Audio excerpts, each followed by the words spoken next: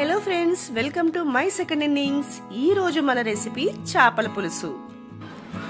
చేపల ప్రియులందరికీ స్వాగతం. చాలా ఈజీగా చేపల పులుసు ఎలా చేసేయాలో చూసేద్దాం.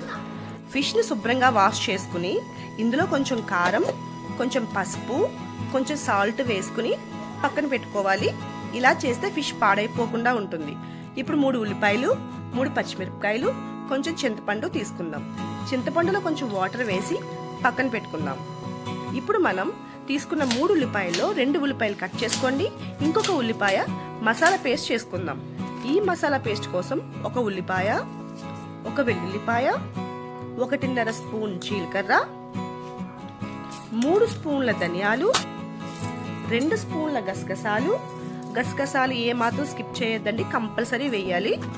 ఇంకా 3 లవంగాలు. ఈ మసాలాలన్నిటినీ మెత్తగా పేస్ట్ చేసి పక్కన పెట్టుకోవాలి. ఇప్పుడు స్టవ్ ఆన్ చేసుకుని ఒక కడాయి పెట్టుకుని అందులో కొంచెం ఆయిల్ వేసుకోండి. నాన్ వెజ్ కాబట్టి కొంచెం ఎక్కువే పడుతుంది. ఇప్పుడు మనం ఉల్లిపాయలు వేసుకుని బాగా ఫ్రై చేసుకోవాలి. ఈ ఉల్లిపాయలు ఫ్రై అవుతున్నప్పుడు నేను కొంచెం కరివేపాకు కూడా వేసాను. మీకు వద్దు అనుకుంటే స్కిప్ చేసేయచ్చు.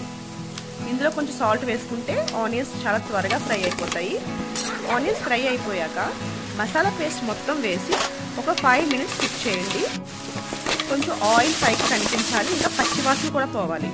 ఇప్పుడు ఇందులో మనం వాటర్ వేసుకుని ఒకే ఒక బాయిల్ వచ్చే వరకు వెయిట్ చేద్దాం.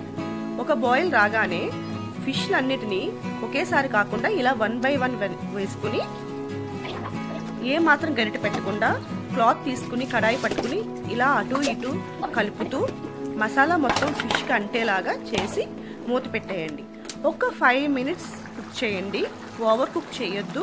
5 మినిట్స్ కుక్ అయ్యాక ఇప్పుడు మనం ఇందులో చింతపండు పులుసు వేసుకున్నాము. చింతపండు పులుసు వేసాక కూడా గరిటె పెట్టి మీరు తిప్పొద్దండి, చేపలు విడిపోతాయి.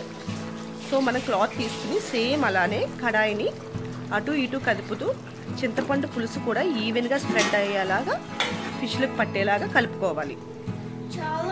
ఇప్పుడు మనం దీన్ని ఒక 10 మినిట్స్ కుక్ చేసుకుందాము. మూత పెట్టుకుని ఒక 10 మినిట్స్ కుక్ చేసుకోండి. ఆల్మోస్ట్ మన కర్రీ రెడీ అయిపోయింది, ఆయిల్ కూడా తేరిపోతుంది. ఇప్పుడు ఇందులో మనం కొంచెం సాల్ట్, కారం అన్నీ చెక్ చేసుకోండి, కావాలంటే వేసుకోండి. ఇప్పుడు కొంచెం కొత్తిమీర వేసుకుని 2 నిమిషాలు కుక్ చేయండి. అయిపోయింది, మన ఫిష్ కర్రీ రెడీ అయిపోయింది. ఇప్పుడు ఇందులో మనం కొంచెం కొత్తిమీర వేసుకుని ఒక ½ an hour దాన్ని స్టవ్ ఆఫ్ చేసి అలాగే వదిలేయండి. అప్పుడు దీని టేస్ట్ ఇంకొంచెం పెరుగుతుంది. ఇప్పుడు వేడి వేడి అన్నంలో ఈ చేపల పులుసు తింటే ఉంటుంది. తిని చూడండి, మీరు ఖచ్చితంగా నచ్చుతుంది. ఈ రెసిపీ మీకు నచ్చితే లైక్ చేయండి, సబ్స్క్రైబ్ చేయండి. Thank you.